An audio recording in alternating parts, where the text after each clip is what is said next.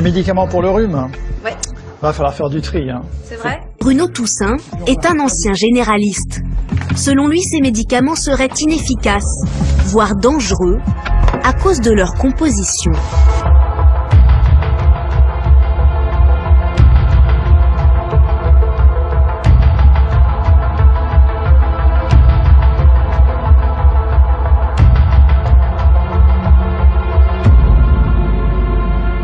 Si on prend le paracétamol, ça va calmer un peu la fièvre si on a beaucoup de fièvre.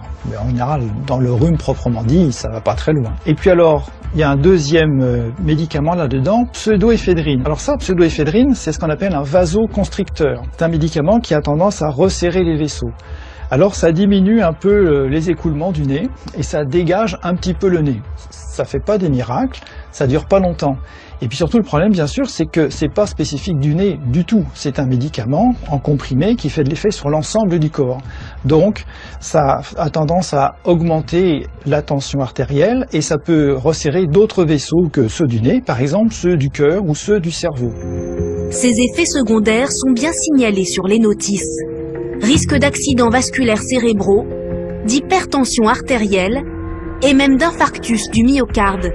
Les plus graves sont causés par ces vasoconstricteurs comme la pseudoéphédrine, une molécule présente dans la composition d'un médicament anti-rhume sur 2.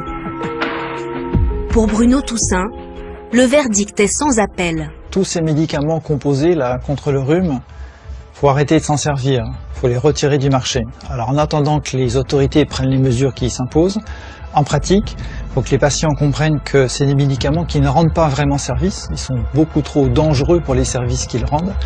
Il faut que les médecins le sachent aussi, heureusement il y en a qui s'informent, et les pharmaciens également.